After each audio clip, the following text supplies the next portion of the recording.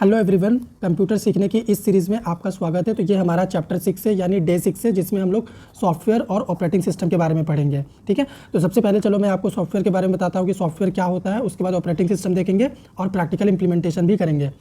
तो सॉफ्टवेयर क्या है? Software is a set of programmes that instruct computer. Software, किसी भी सॉफ्टवेयर के अंदर ना बहुत सारे सेट ऑफ प्रोग्राम्स ऑलरेडी होते हैं, ठीक है, जो कि कंप्यूटर को इंस्ट्रक्ट करता है। It helps hardware to perform task. अगर मान लीजिए नोटपैड एक सॉफ्टवेयर है, उसके अंदर set of programs already installed है, हम लोग उसमें कुछ भी डेटा टाइप कर सकते हैं, सेव कर सकते हैं।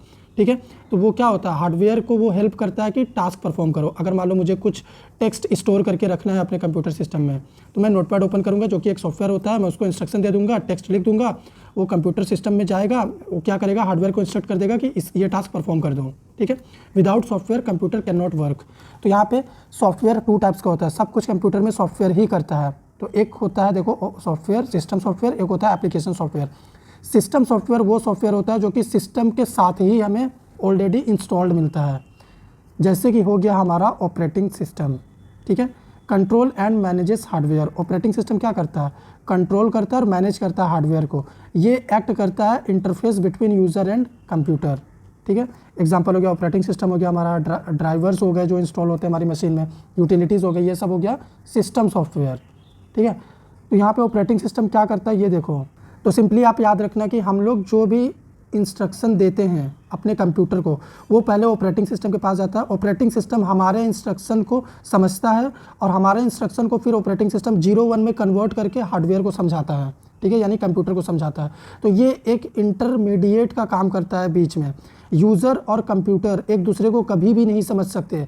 ऑपरेटिंग सिस्टम दोनों को समझता है, यूज़र के इनपुट को भी समझता है और ये कंप्यूटर सिस्टम जो हार्डवेयर होता है उसको भी समझता है। इसीलिए बीच में ये ऑपरेटिंग सिस्टम होता है।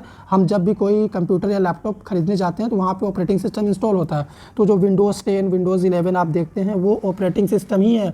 उसी की मदद से हम लोग कंप्यूटर में काम कर पाते हैं। ठीक है, इसीलिए इसे ऑपरेटिंग सिस्टम को सिस्टम सॉफ्टवेयर कहा जाता है। OS act as bridge between user and hardware. ठीक है, अगर ये नहीं रहेगा ऑपरेटिंग सिस्टम तो हम लोग कंप्यूटर सिस्टम यूज़ ही नहीं कर पाएंगे।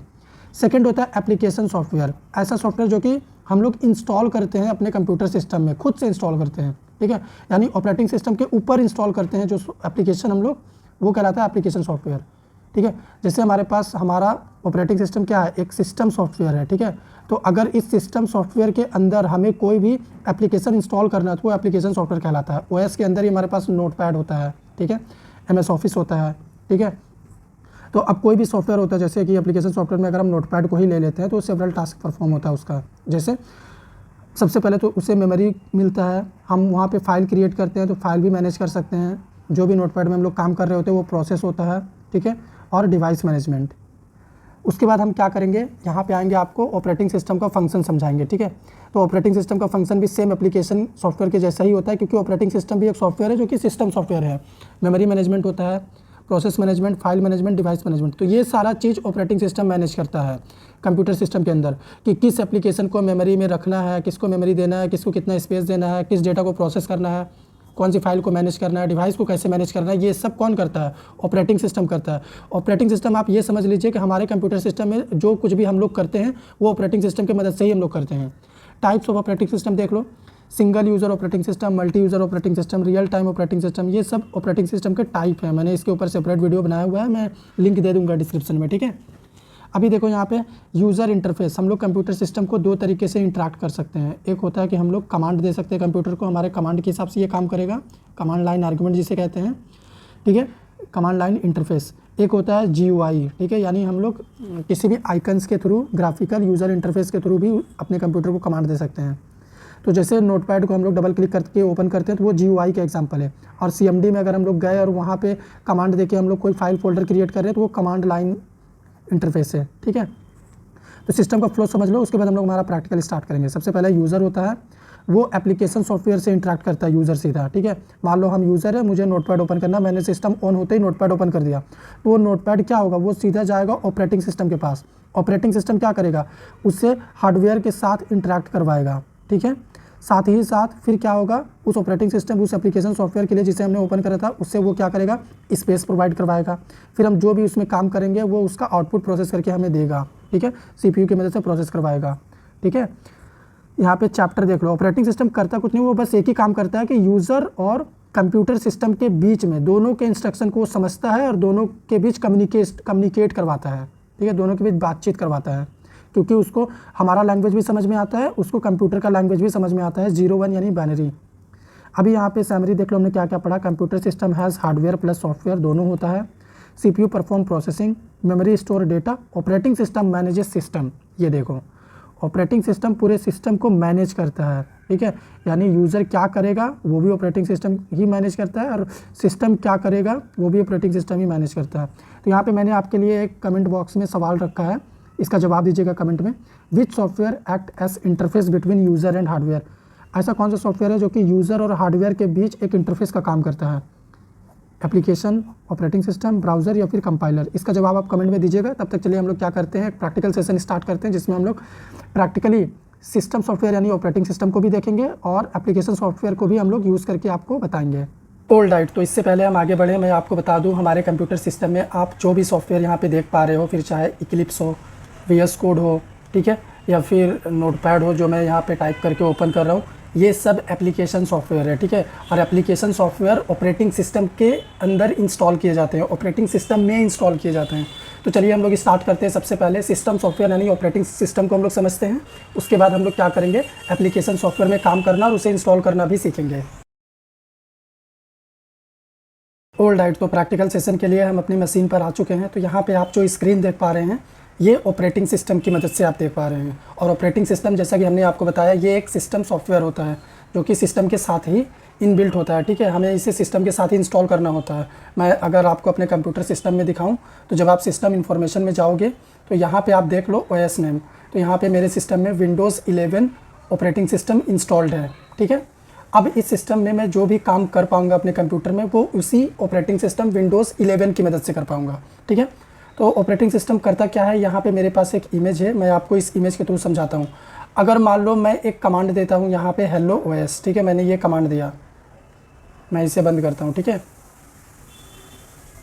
मैंने यहाँ पे कमांड दिया हेलो OS, तो ये ऑपरेटिंग सिस्टम के पास जाएगा। ऑपरेटिंग सिस्टम क्या करेगा, मेरे इस इंग्लिश में दिए हुए कमांड को बाइनरी में कन्वर्ट करेगा, ठीक है। तो यहाँ पे देखो बाइनरी में इसने कन्वर्ट किया और हमें आउटपुट में वापस से ये क्या करेगा, बाइनरी को इंग्लिश में कन्वर्ट करके हमें वापस से आउटपुट देगा, हमारी लैंग्वेज में ही देगा, ठीक है। तो इसका डेमो चलो मैं आपको दिखाता हूँ।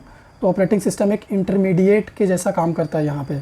तो अगर मान लो मैंने यहाँ पे नोटपैड ओपन करा, ठीक है, आपको भी पता है जैसा कि मैंने बताया कि ऑपरेटिंग सिस्टम को सिर्फ 0-1 समझ में आता है, ठीक है। तो और मुझे इंग्लिश आता है। तो अगर मैं यहाँ पे लिखता हूँ हेलो OS, तो अभी ऑपरेटिंग सिस्टम क्या करेगा, इसको कन्वर्ट करेगा 0-1 में, ठीक है। और जब मैं इसे सेव करूँगा तो वापस से मुझे आउटपुट में इंग्लिश में ही आउटपुट देगा, ठीक है। तो मैं अगर इसे सेव करता हूँ, ठीक है, मैं यहाँ पे क्या कर रहा हूँ, मैं इसे डेस्कटॉप पे सेव करता हूँ।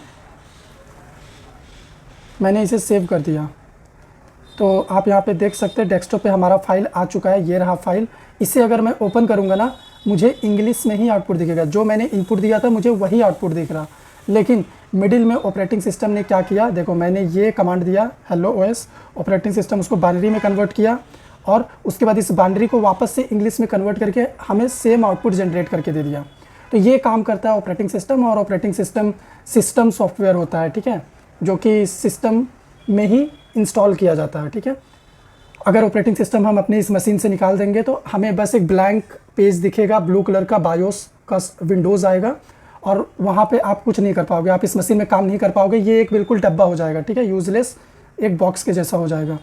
अब हम बात करते हैं एप्लीकेशन सॉफ्टवेयर, जिसे हम इंस्टॉल करते हैं अपने ऑपरेटिंग सिस्टम के अंदर, ठीक है। अगर मान लीजिए मैं यहाँ पे एक सॉफ्टवेयर क्या करता हूँ, Node.js इंस्टॉल करता हूँ, तो सबसे पहले मुझे क्या करना होगा, उसे डाउनलोड करना होगा। तो यहाँ पे देख लो ये सारे वर्जन हैं Node.js के, मुझे ये वाली फ़ाइल डाउनलोड करनी है। तो देखो मैं यहाँ पे फ़ाइल डाउनलोड कर रहा हूँ और ये डाउनलोड हो चुका है, ठीक है। अब अगर मुझे इसे इंस्टॉल करना है तो यहाँ पे डाउनलोड्स में ये देखो Node.js की फ़ाइल है, डबल क्लिक करेंगे तो हम किसी भी एप्लीकेशन सॉफ्टवेयर को अपने मशीन में यानी अपने ऑपरेटिंग सिस्टम में इंस्टॉल कर सकते हैं। तो यहाँ पे मैं नेक्स्ट कर देता हूँ। तो ये क्या करेगा, Node.js इंस्टॉल कर देगा। यस नो का कमांड में आपको यस करना है।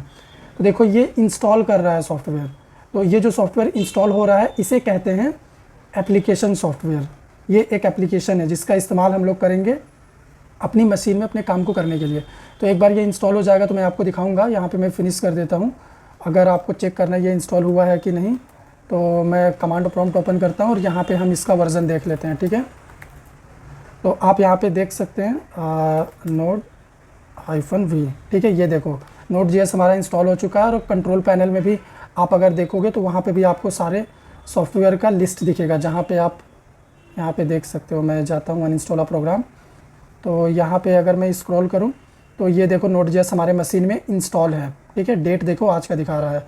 तो ये एक एप्लीकेशन सॉफ्टवेयर है और मैंने जो ऑपरेटिंग सिस्टम आपको स्टार्टिंग में दिखाया था विंडोज़ 11, वो एक सिस्टम सॉफ्टवेयर है। ठीक है, ये ऑपरेटिंग सिस्टम, और ऑपरेटिंग सिस्टम का काम क्या होता है कि हम लोग अपने मशीन में कुछ भी काम कर पाएँ जो हमारा मन कर रहा है। ये हमें सारे टूल्स, सारे फीचर्स प्रोवाइड करता है एक कंप्यूटर सिस्टम में काम करने के लिए।